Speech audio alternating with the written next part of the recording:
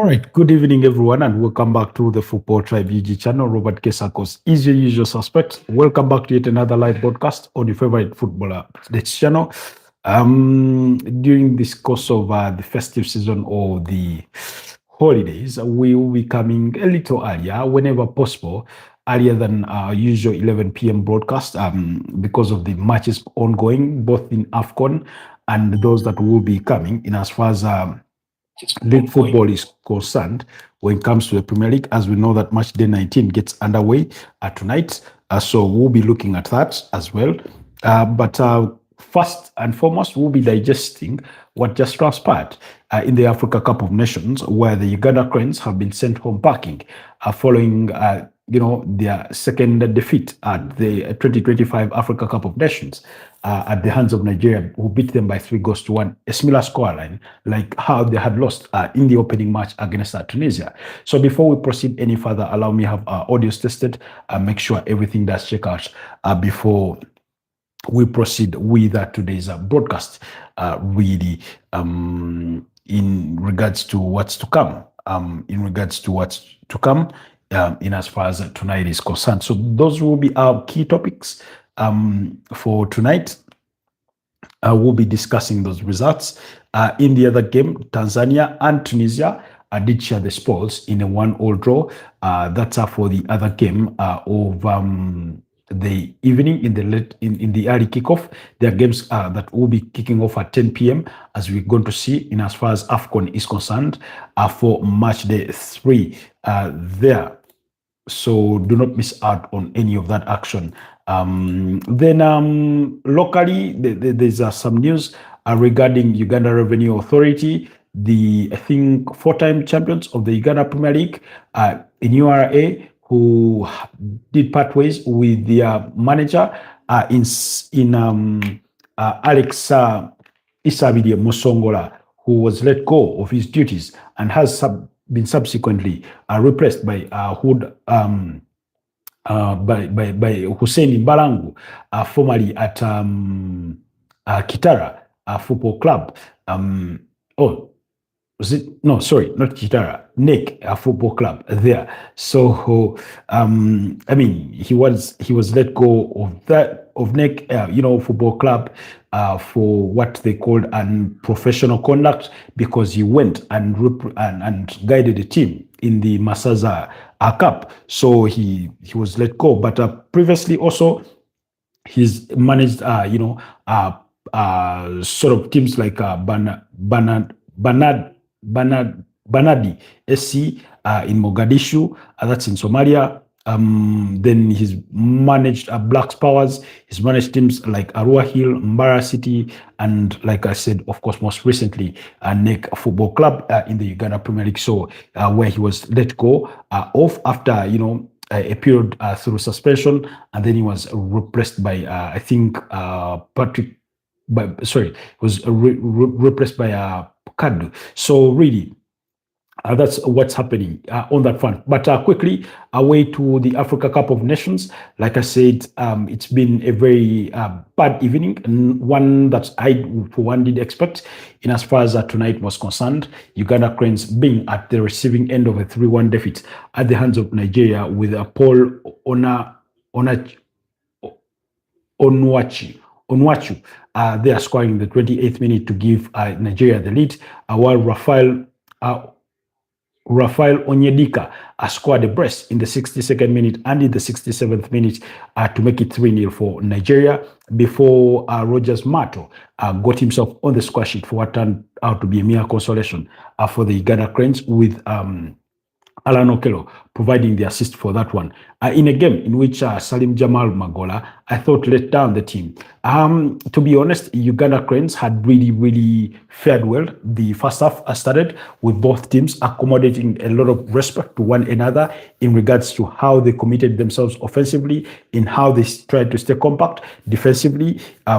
It did appear that Nigeria, I think, came into the game with the mindset that Uganda Cranes were going to give it, their whole, given that they were the ones who needed the victory the most in the Uganda Cranes.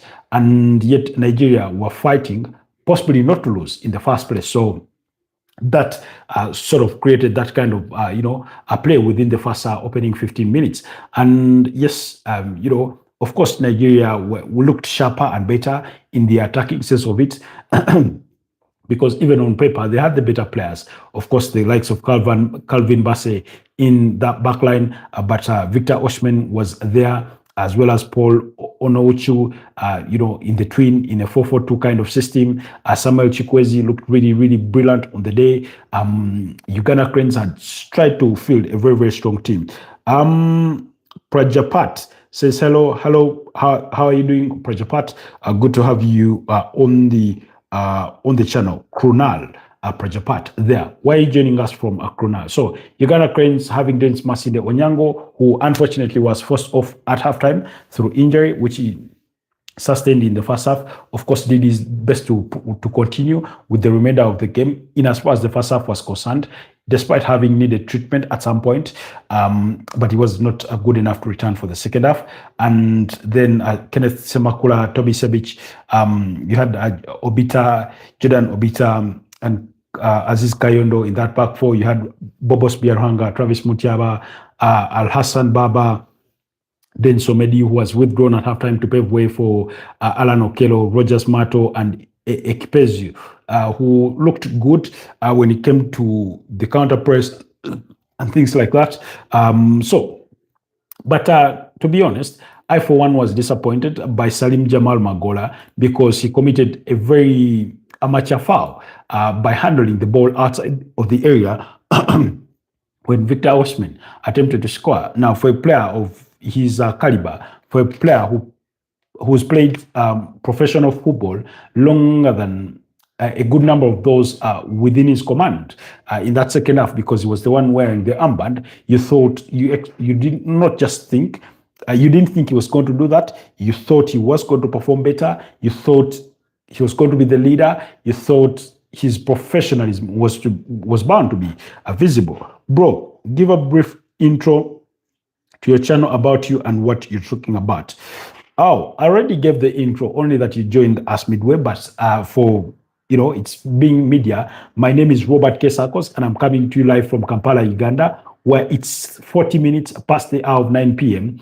East African time. From the capital, Kampala, a small landlocked country in Uganda. Football Tribe is a football channel. It's we get to talk about football, and I bring you football updates from the Africa Cup of Nations 2025, from the Premier League, from the German Bundesliga, from the Spanish La Liga, but predominantly from the Premier League. That's where usually our highest concentration is. But given that we have a tournament as the Africa Cup of Nations ongoing in Morocco, we also take our focus there because it's on the Black Man's continent where I am from. So we also have our lenses over there. So Supertube says Rice got injured. Yes, we are receiving reports that Rice got injured and could miss today's game. Football Tribe, what do you think about Morocco? Will they win the AFCON? They're one of my favorites to win the competition.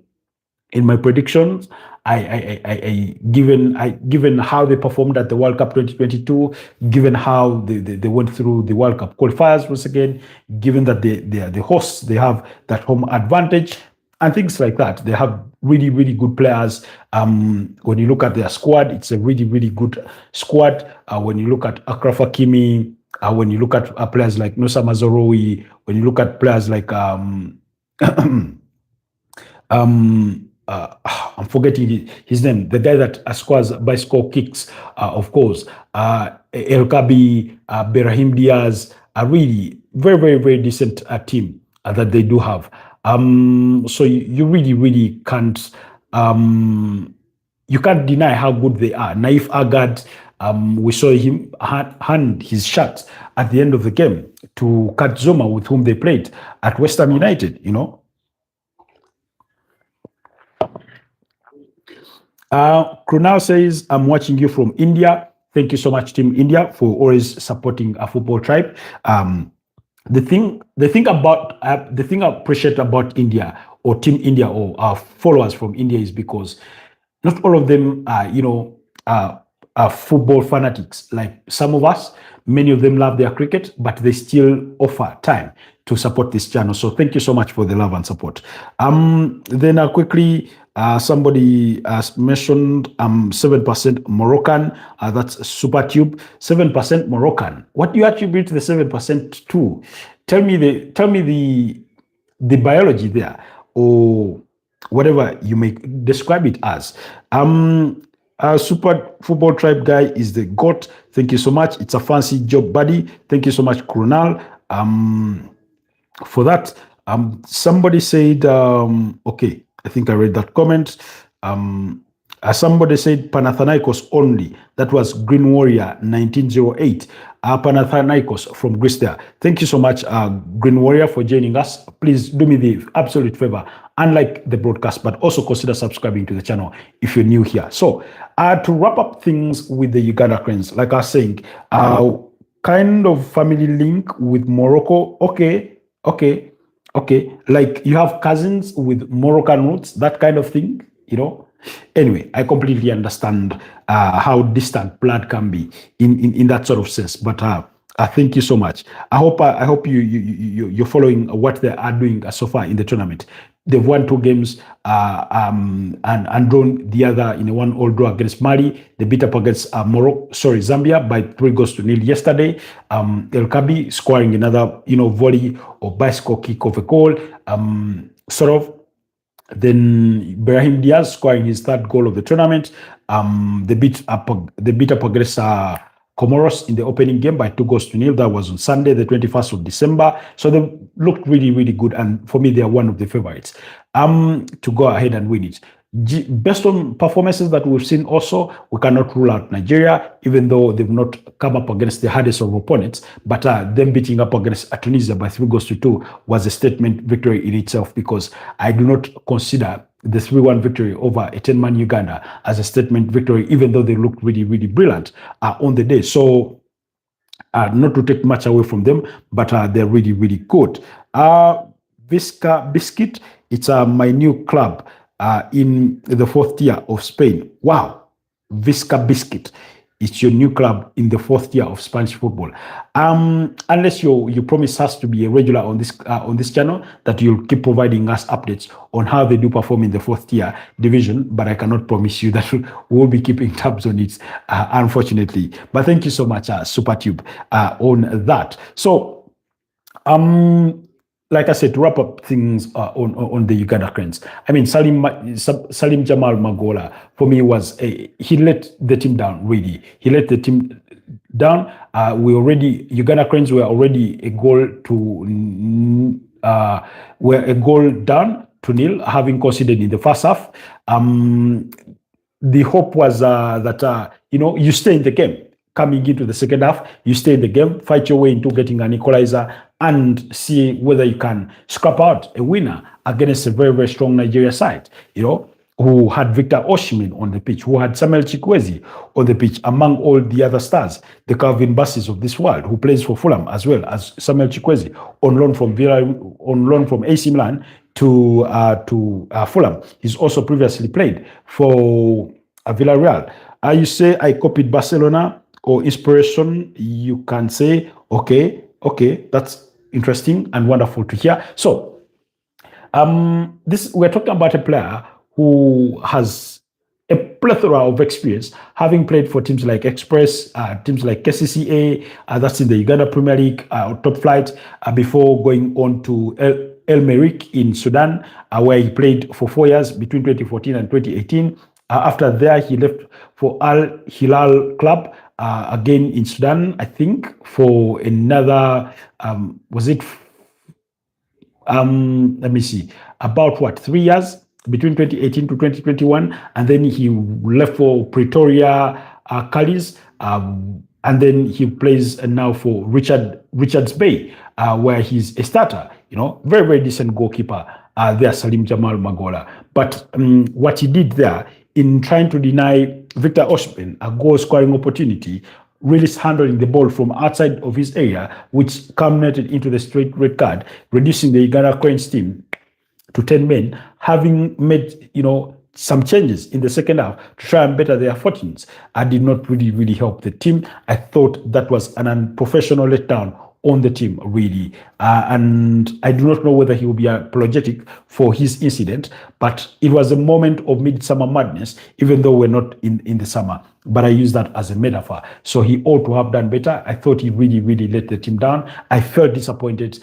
I felt let down by his action, but it is what it is. Not that him staying in the game would guarantee Uganda Cranes winning, but it would have given Uganda Cranes an even better chance to fight on. But unfortunately, that was not meant to be, or that was never the case. Anyway, in the other game, Tanzania, like I said, and Tunisia shared the spoils in a 1-1 draw with Ismail Gabi scoring from the penalty spot in the 43rd minute, while Faisal Salum scored in the 48th minute to restore parity, and it finished 1-1. That means Nigeria advanced to the knockout stages alongside Tunisia, with Nigeria completing 3 wins out of 3, which puts them at 9 points. Whereas Tunisia finished with 4 points, having lost 1 game, drawn 1, and also beat up against Uganda Cranes, so they get to advance.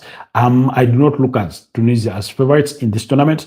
I would put the likes of DRC Congo even ahead of the likes of Tunisia. So anyways, in the later games today at 10 p.m., DRC Congo are up against Botswana, while Benin take on Senegal. Those games coming up at 10 p.m. in as far as the Africa Cup of Nations is concerned. Okay, the kits are blue and red. The kits are blue and red, and away kit is yellow and black. Okay. Oh, thanks for the insight, SuperTube. You go on to say, Tribe Guy, what happened to Baleba? He is not very good this season. I can't tell you specifically what happened to him, but yeah, it is true that he's not looked very good this season. He's not had a brilliant start to his campaign with Brighton and Hove Albion this season, which have brought question marks over certain circles or sections within the Manchester United fan base. And I won't say hierarchy, because that has not been reported in terms of the club, but amongst the fan base, there seems to be this thought that maybe he is not up to the cut, as they had first figured, likening him to the likes of Moises Caicedo. But also, that comes in the wake of major links, linking Manchester United with the possible move for Elliot Anderson from Nottingham Forest, for whom Manchester City are also interested. Players like Conor Gallagher, who is playing for Atletico de Madrid. And then also the fact that Manchester United have been linked with the potential move for Crystal Palace's Adam Wharton, have raised concerns whether United could cool down their interest in Carlos Baleba. However, I also did mention that if his price tag was at £100 million last summer, I'm sure that stock has plummeted by at least £20 million to around £80 million or 75 thereabout for any team that may want to sign Carlos Baleba if they are a high-profile team. Because usually what happens, if you're Man United, if you're Arsenal, if you're Chelsea, if you're Liverpool, if you're Manchester City, coming in for a player like Carlos Baleba is going to command that kind of fee. But if, let's say, you're an Everton coming in for him, you're Tottenham Hotspurs, you're an Aston Villa, what other team could we put in the same cohort or bracket? He could come for around 50 to 60 million pounds. So usually that's the difference that you experience when it comes to transfer fees. But yeah, it is true that he's not had the best of stats to the campaign in Carlos Baleba. So anyways, we'll leave that at the moment in regards to that speculation. But thank you so much for bringing that out, for allowing us a moment to briefly discuss it. Then quickly, let's go to an earlier comment pertaining Declan Rice. Somebody said Rice got injured. Again, it was SuperTube. Yes, throughout the course of the day, we have been receiving some updates concerning injured Arsenal players in the anticipation or in the build-up to tonight's game, in which the Gunners will be taking on Aston Villa in what feels like a must-win for the Gunners to put a stop to Aston Villa's 8 consecutive victories in as far as the Premier League, and I think 11 across all competitions. They're really looking impressive under the charges of Unai Emery. We're talking about a team who did not win a game of football in as far as the Premier League is concerned in the opening 5 fixtures of this campaign, and yet they've looked really brilliant. Okay.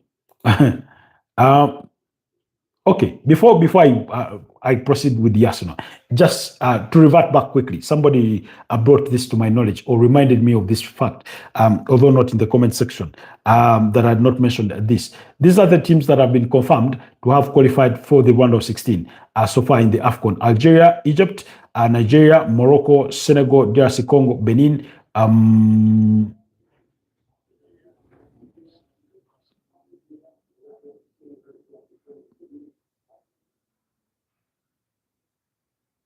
Oh, sorry.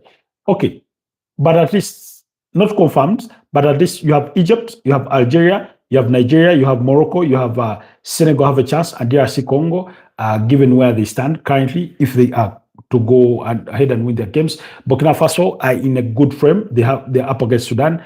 Ivory Coast and Cameroon have a huge chance. Mozambique, following their win against Gabon, they have a chance. South Africa already through. Tunisia through. Tanzania will have to wait and see if they can qualify as one of the third best teams there. In that regard, that's what I wanted to wrap up with before reverting back to the Arsenal news. So, like I was saying, we have been receiving, lots of reports regarding Arsenal's injured players ahead of what feels like a must-win for the Gunners when they take on Aston Villa. Aston Villa, arguably one of the most informed teams in as far as not English football is concerned, but also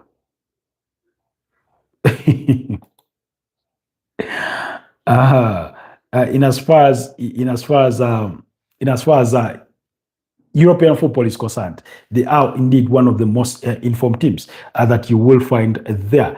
I mean, it's really, really interesting to the timing of the fixture. It's the halfway point of the season. Like I said, all match day 19 fixtures are a replica of match day 15 of the Premier League. So whichever the team were home at the time are going to be the team that play away this time round on match day 19 of the Premier League. That's what you should be expecting in as far as things go. To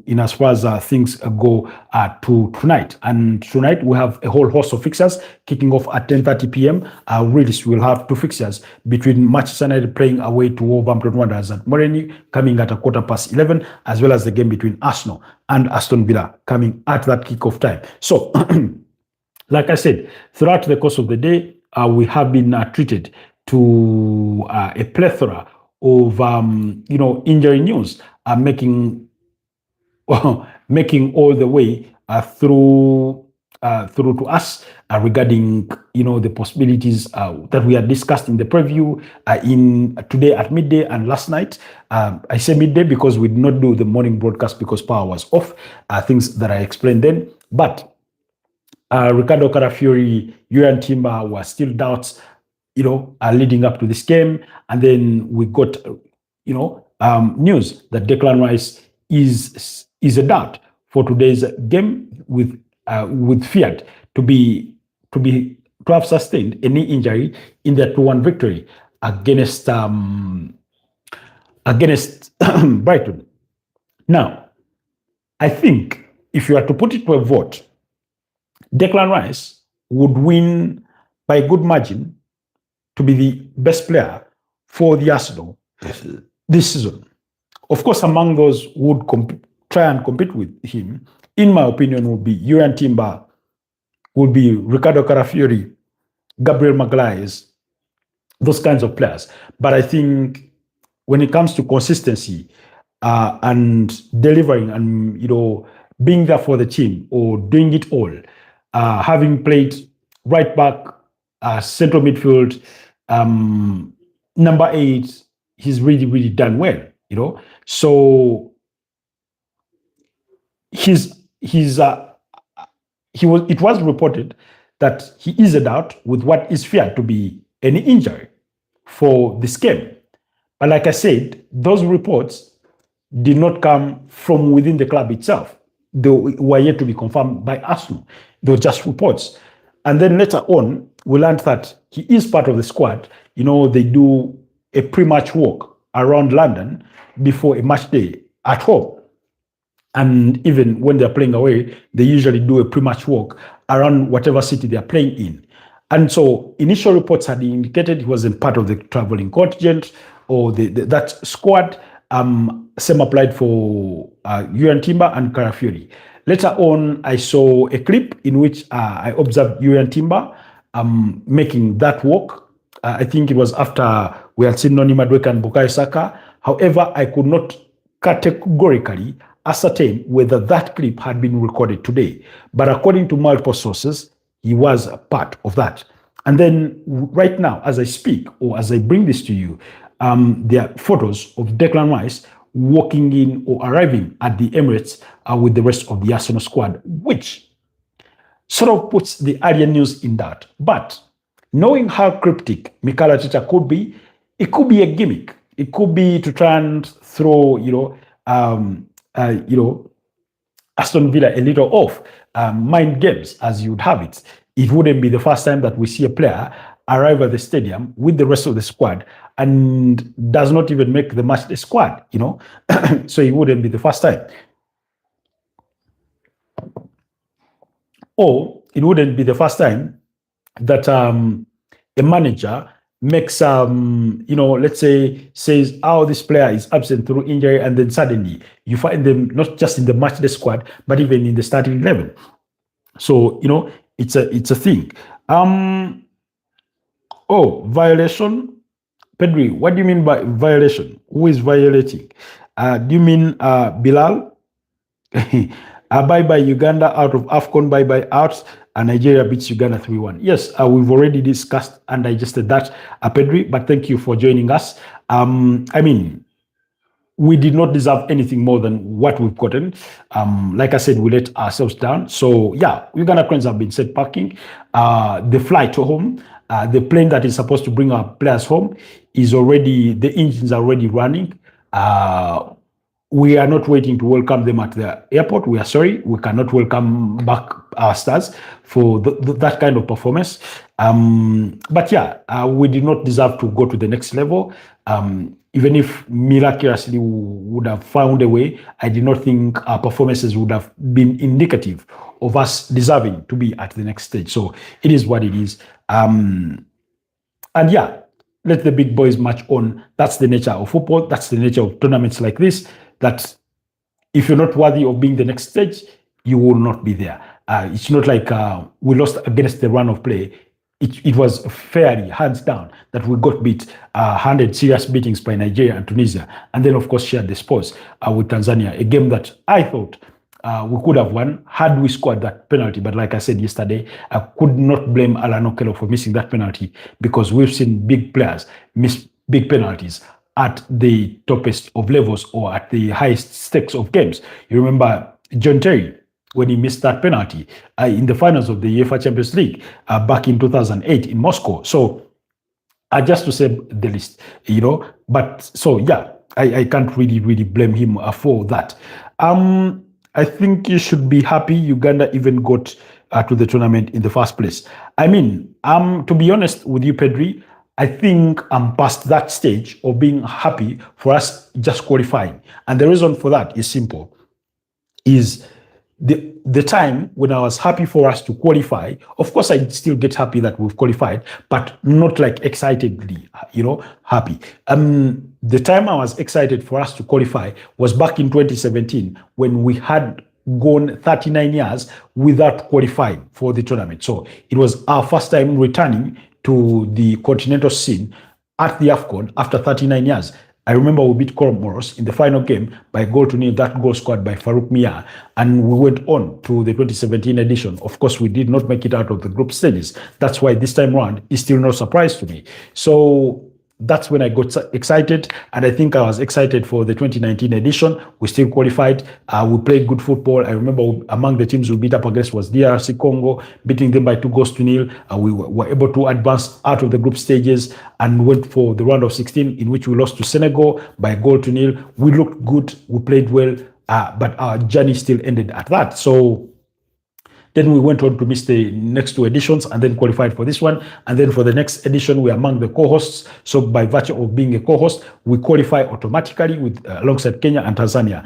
I can only hope that we can use the time in between now and then to prepare ourselves better, to compete better when it comes to the 2027 edition and have better performances. Otherwise, I'm not really disappointed that we've been sent packing. I can't be excited that we qualified in the first place, because for me, that's not a bare minimum. That's expected. We should be qualifying consistently. And we all know that you being at these tournaments consistently is what then builds you into being that team that is capable of then competing eventually amongst the big boys. The kinds of one-off are not the ones that you'd want. Can you shout out my friend Dick and Kokos? I hope I pronounced those names rightly. Dick and Kokos, shout outs to you, Pedri's friends. If you're watching, if you had Pedri mention us in any of your conversations, greetings to you from Kampala, Uganda.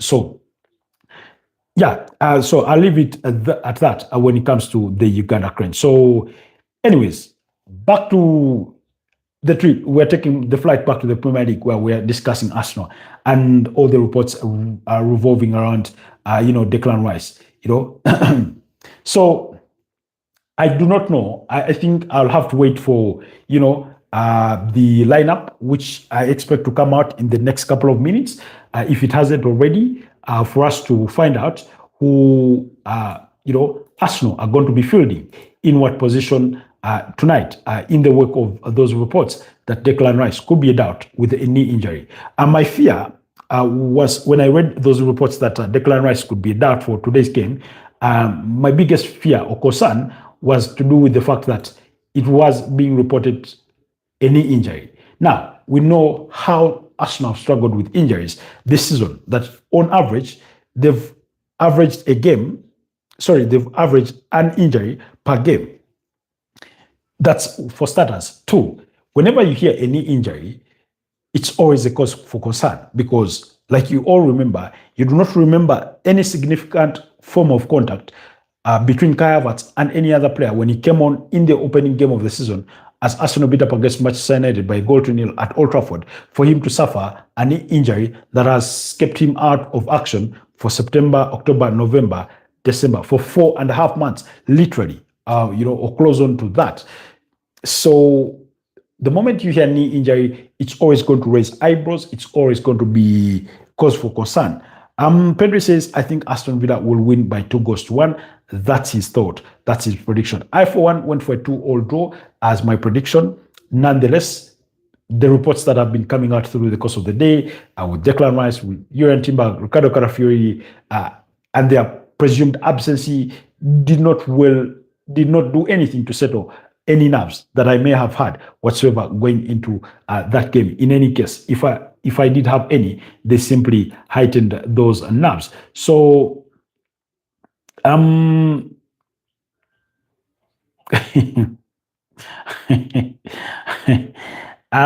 because of those doubtfuls, I was reading a source earlier on today whose probable lineup put Martin Zubimendi to play at right back. I would rather Christian Nogan play at right back and Zubimendi plays in midfield, or as opposed to vice versa. The one thing I did mention in our preview was that I did not fancy Mikel Merino to play in that midfield, because defensively, I feel he's wanting when it comes to the defensive duties of being in that number 8 role. Then two, offensively, he's oftentimes slow for my taste. So, given how high the stakes are, I would rather then maybe, and of course this would change depending on how the game fares, but I would rather you play with a single pivot and go with Martin Odegaard alongside Ebelechi Eze to play in the same team. Play Odegaard as an 8, play Eze as the 10, and roll with that, as opposed to Mikel Merino. The reason, as one would wonder, why not play then Ethan Nwaneri in that number 10 role? And my challenge with Ethan Nwaneri is not much different from my challenges with Mikel Merino and Ebeleche Eze. I feel that when it comes to the counter press, they do not do enough of those duties to help us win the ball back. I feel they are wanting in those areas. I feel they are wanting in those areas. And when I say I feel they are wanting in those areas, that they do not do enough for us, when I say that, I'm wearing the lenses of an Arsenal fan, as well as retaining my objectivity in the assessment of those respective players. So that's my feeling about them. So for context, I knew Zubimendi since 2020 when he was in the Sociedad Academy here in Spain. Fun fact, he used to play as a right back at the start of his career, so he knows it. Another player is Mark Casado. Now, I thank you so much, Pedri, for that context and the information that you've given us on the channel to bring us those facts to light. Now, my objection for him to play there is less about his ability to play there and more about wanting his abilities in Arsenal's midfield. In any case, I would still rather play Martin Zubimendi as my number 8 tonight and play Christian Norgard as the deep 6, and then find somebody to fix at that right back if the situation necessitates it, and set up that way with Martin Odegaard in the number 10 role. I did say this during our afternoon broadcast that ordinarily every central midfielder or number 6 should be able to play as a right back. Ordinarily, especially if they are right-footed. Ordinarily, a number 6 should be able to play for you as a right back. The same way you'd expect a right-footed centre back to play for you as a right back. Particularly in this day and age where the way right backs and left backs are being played has sort of shifted a bit in mold on how they go about their business. Today, we have a lot of inverting fullbacks in terms of left back and right backs, as opposed to the traditional right back and left back who went all the way to try and help with the number 7 and traditional 7 and 11s, respectively. So in that sort of sense. So take an example. Let's say Arsenal would rather play, let's say, William Saliba at right back, Gabriel Magalhaes and Pierre Hincapié in that centre-back pairing, and then Marouane Kelly at left back, whichever is available, as opposed to wasting Martin Zubimendi, in my opinion, at right back. Because one, when you play him at right back, whereas he can play there defensively as a player, I do not feel he's going to offer you the latitude of legs that Declan Rice offered you when he played in that role against Brighton. So you'll miss that bit of that. Yes, ordinarily he will do the inverting role and play in that midfield and contribute to the numbers. But then when it comes to filling in the right pockets, when you go into the final third, I feel he could be lacking there. And also for the pace of cracking back and forth, that could be an issue for me. Oh, okay, you need him more elsewhere. It makes sense. Exactly. I think we need him more elsewhere than deploying him in that place. I remember back those days when we were watching players like Sergio Ramos, players like Marcelo, players like Dani Alves. I was always one of those persons who thought that playing them as fullbacks was an underutilization of their talents. And the reason for that is because I'd seen a Gareth Bale who had been transformed from being a left back into a modern, very fast, effective winger or forward. And for a player like Marcelo, who had the skill in his legs, I mean, I would have relished to see him in moments when he played further forward. Forget him as the overlapping, left back, but predominantly being a forward player, Dani Alves, that kind of chemistry that he had and connection that he had with Lionel Messi, the way he went about things, was always really, really impressive to watch, Then you look at Sergio Ramos. I remember the first time I watched him, I think he was still at Sevilla, and it wasn't for long. And even at the 2010 World Cup, he was playing as a right back. And I remember him being very effective, very paced, had a good touch on the ball. And then Real Madrid take him, and suddenly he's a very, very important centre back. So the way you have those capabilities in your modern left back, right backs have the capacity to play in centre back. Look at a player like Ben White. He's a centre back, but also played in midfield, but also played right back. Look at Yuan Timber, who can play across literally the back four. We've seen it with players like Takahiro Tomiyasu, and that kind of thing, really. You see a lot of right back and left back overlapping into wingers, and even central mids like Lewis Skelly, Richie James, even Alexander Trent-Arnold for Liverpool. The position of a fullback has greatly developed recently. Indeed, we've seen the England national team pick Trent Alexander-Arnold not to play as an inverting fullback, but straight away as a midfielder. We've seen it with Chelsea playing there. Richie James. We saw it at Bayern Munich when Pep Guardiola picked up Phil Lam from right back and played him in midfield. So we've seen the inverting, roles of the likes of Miles Lewis Kelly. You talk of Jules Koundé as a versatile player. Yeah, I admired him from his days at Sevilla. I always thought Jules Koundé was a very, very exciting player. Of course, he has his lapses in concentration where he kind of loses his head, but overall, he's a very, very good player. So you have those modern day kinds of players. So for me, as opposed to sacrificing the qualities that Zubimendi offers you in midfield, you'd rather tinker with any of your backline players to do for you that job. But if push comes to shove, I'd rather Christian Nogard play there. As opposed to Zubimendi, because I feel that you'll need that brain, that quick brain of Zubimendi in that midfield, in as far as today's fixture is concerned. I'm anticipating those lineups to get underway really, really soon to come. Okay, I think they are out, are confirmed. Arsenal do have David Raya in goal. They have Yuan Timber at right back. William Saliba, Gabriel Magalhaes has started the game. I wouldn't have wanted Arsenal to risk him, but it's Mikel Arteta's decision. And Pierre Hincap at left back. Martin Odegaard, Martin Zubimendi, and Mikel Merino start in that midfield trio. Like I said, against my preference for Mikel Merino in that midfield role, I feel that something is wanting for him when he plays in midfield.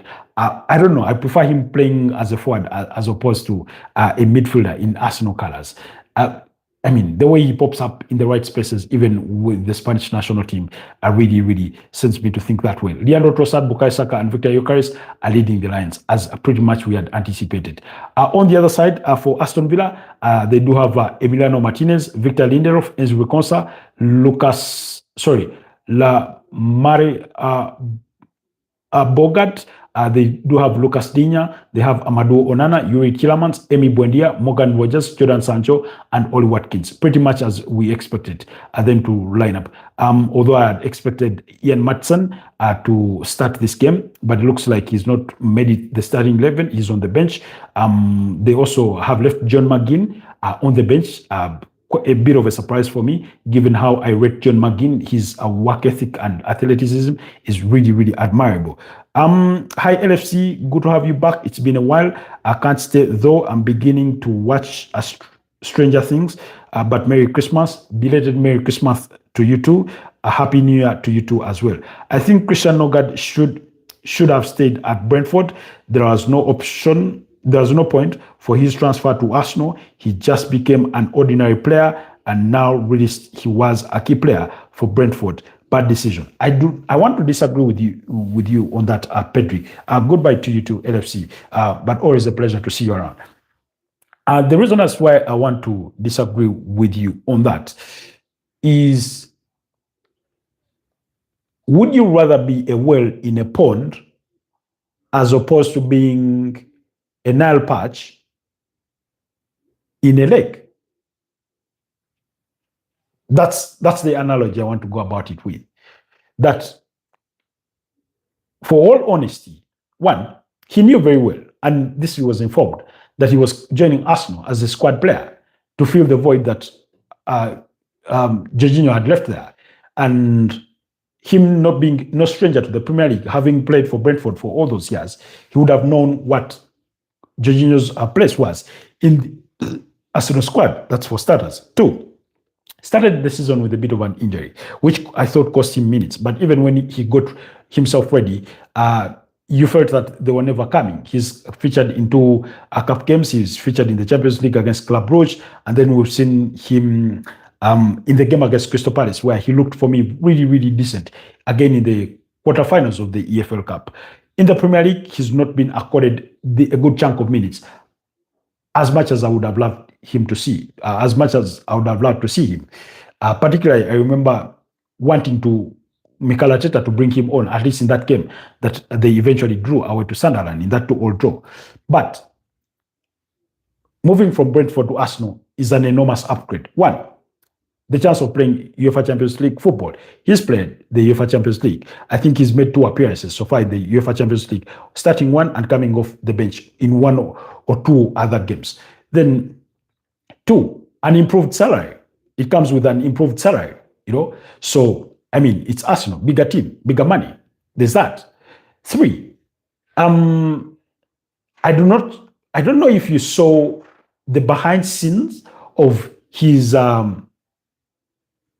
unveiling videos, how elated he was as a player alongside his family. It felt like a dream come true. First of all, it's not something that he would have anticipated, that at the age of 31, he will be leaving Brentford to go to the Arsenal. So that in itself should tell you something. Look at a player like Ebeleche Eze. He was the star at Crystal Palace. Coming to Arsenal, he knew that he was not going to enjoy the same status that he had enjoyed at Crystal Palace, but it was also a dream come true for him, in that sort of sense. So let's look at it with those kinds of lenses. From a footballing perspective, in terms of game time, I completely understand where you're coming from, Pedri. But also look at within those measures. Look at yourself. Let's say, for example, I'm here, as talking to you about football on Football Tribe UG. Assume the BBC gave me 15 minutes to be featured on BBC Sport to, talk about football. I mean, how exciting would that be? I mean, I'll be a fool to, decline that kind of offer, really. So look at it that way, in simpler terms. Okay, I think about it like this. I play regular football and enjoy it, and a lot of people know your name, or sit 80% of games on the bench and get paid barely play a game or 2 every 2 months as a starter. Again, if let's say, if Christian Nogard was 24 years or 23, 22, 25, coming into that sort of position, I'll be right there with you on that argument. But like I said, for a player who is 31, his stock was not going any higher, regardless of how well he played at Brentford. His stock was never going any higher, So this felt like, you remember when Barcelona signed Kevin Prince Boateng? You remember when Barcelona signed Oriol Romeu? You remember that time? It's not because they were going to be guaranteed playing time. They knew that, But some offers are just too good to be true. They're just too good to be let go away. Then also, you also bet on yourself. It's taking a leap of faith. You bet on yourself that, one, if I consistently show up, maybe there will be an opening. Now, look at for all the injuries Arsenal have had.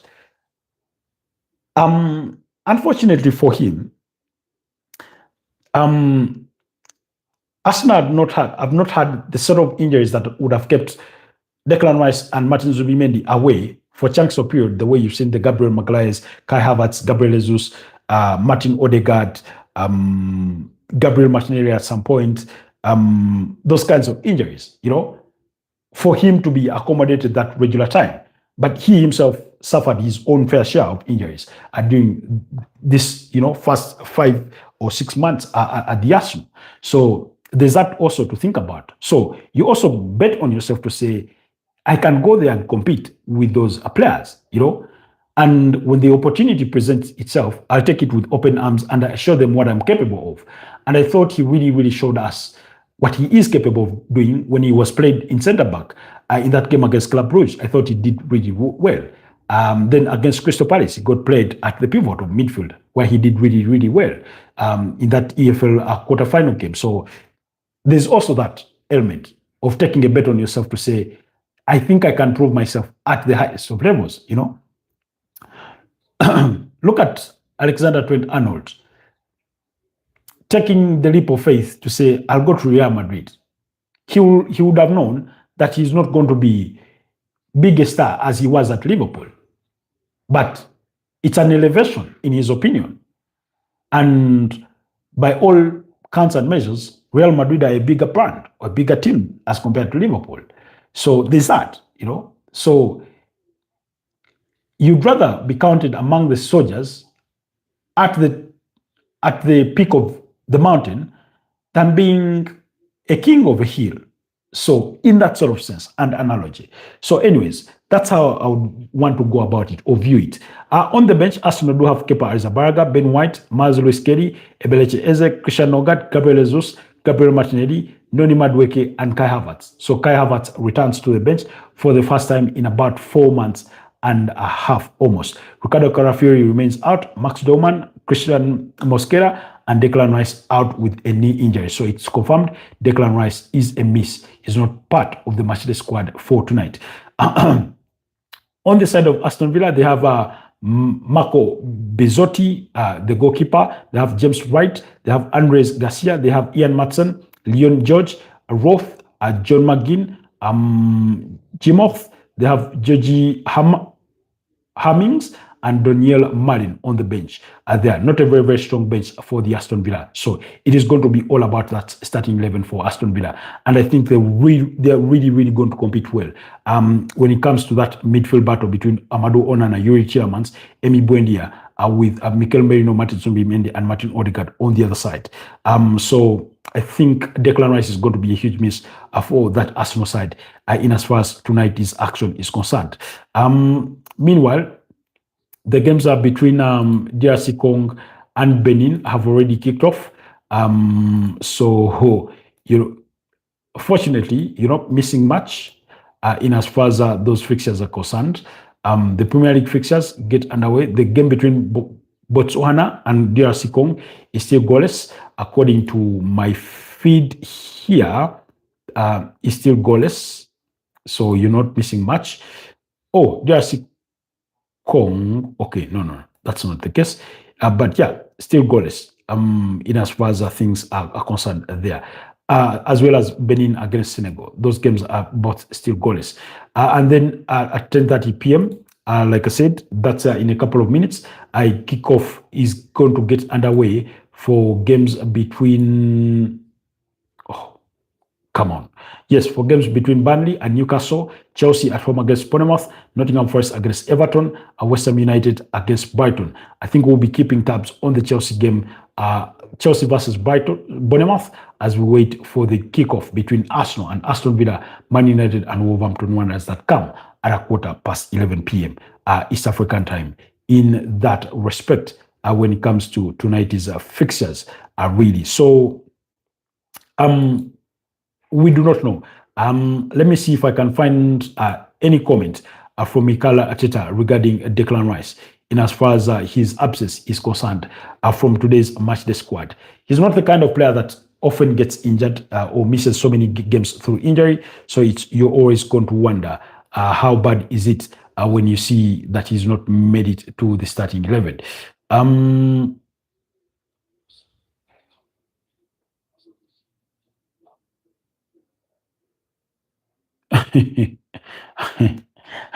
Completely understand.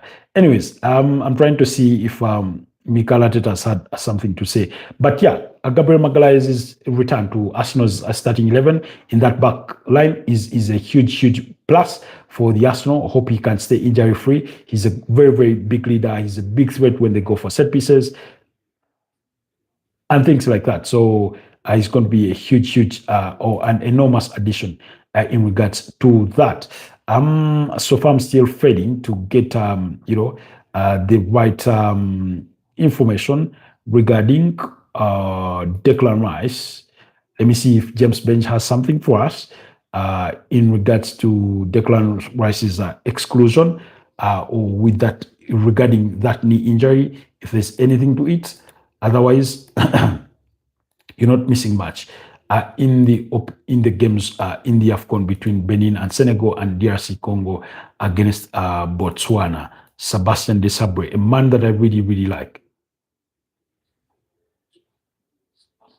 A man that I really, really like. I feel, I know he's not yet won the AFCON with any country, but I get the feeling he's a bit underrated. Oh, Tosin with a bit of a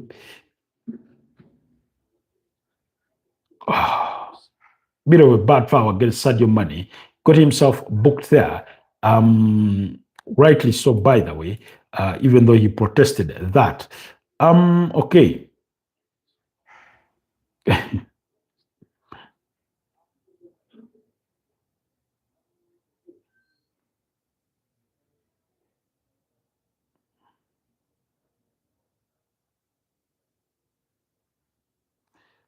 Okay. James Bench telling us that if Kai Havertz happens to get on the pitch today before Odegaard, Saka, and Gabriel and Saliba come off, it will be just the 10th time that quartet have shared the pitch since the start of last season. Okay, let's wait and see. But what I was hoping for is not coming through regarding Declan Rice. Declan Rice. I was hoping really I can get a quote from Mikel Arteta about Declan Rice's absence or omission from today's squad with that reported knee injury, and perhaps we can try and ascertain the extent of the significance of that injury, or whether it's a minor issue or is it precautionary and things like that. But yeah, the reports that came out earlier on that he was set to miss through any injury looks like they were right. But let's see if we can see. Okay, Jesus Christ. I mean, by the way, X has the worst search engine you'll ever find. X has the worst search engine you'll ever find of any social media platforms.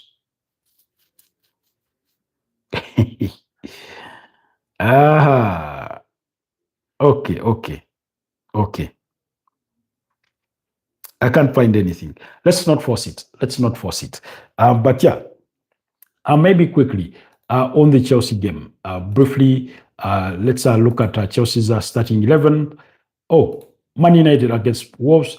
Man United, here's what's to come for you. Seni Roman is in goal. Diego Dalot, Aiden Heaven, Lisandro Martinez, and Luke Shaw. Remember, Ruben Amorim is retreated to a back four. After so many cries and wantings of this to happen, he's retreated to a back four. So they play with not a 4-4-2, but at least with the back four. Now, Casemiro is playing alongside Manuel Ugarte, which I think is a little too conservative, especially when you're at home against Wolverhampton Wanderers. I would rather you play Mason Mount in that role if he were to be available, but it looks like, is he available? No, he suffered a knock. He's not available. So, Casemiro, Manuel Ugarte, Patrick Dogu, Joshua Zirkzee, Matthias Cunha, and Benjamin Sesko. They are the starters.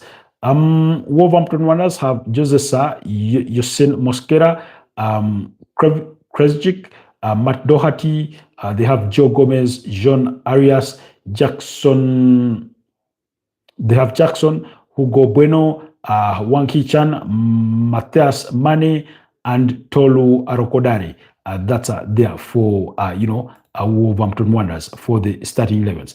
The games are between Chelsea have kicked off, and Nottingham Forest have kicked off. There's Everton, as have West Ham and Brighton. Let's quickly look at the Chelsea starting 11 before we look to wrap up this broadcast. In Chelsea have Robert Sanchez in goal. They have Joshua Achepong at left back. They have, They have Joshua Achepong, Trevor Chaloba, Wesley Fofana, and Malo Gusto. Moises Caicedo, Enzo Fernandez, Cole Palmer, Willian Estaval, Liam Dilap, as well as Alejandro Garnacho in their starting 11. On the other side, of course, Joel Hato, Mark Kukorea, Romeo Lavia, Darius Sugo, Levi Colwell, all miss out through injuries. On the other side, Bournemouth have George Petrovic, Marco Senesi, James Hill, Alejandro Gimenez, Adrian Trafford, Mark Castavenia, Alex Scott, Justin Clevert, David Brooks, Anton Semenyo, and Evan Nilsson. Meanwhile, this could be Anton Semenyo's last game in Bournemouth colours, as he is on the verge of completing a move from FC Bournemouth to Manchester City for the January transfer window. Otherwise, allow me to wrap it up here and wish you a wonderful rest of the night. Go enjoy those games. Meanwhile, DRC Congo have the lead against Botswana, the squad. So it's 1-0 to DRC Congo. So yeah, we're going to be keeping tabs on that game, as well as the game between us, Chelsea, and Bournemouth. And then later on, we'll be switching our attention to the game between Arsenal and Aston Villa as our main event for the Premier League on the course of tonight. Stay blessed, and I'll see you guys next time. Bye-bye for now.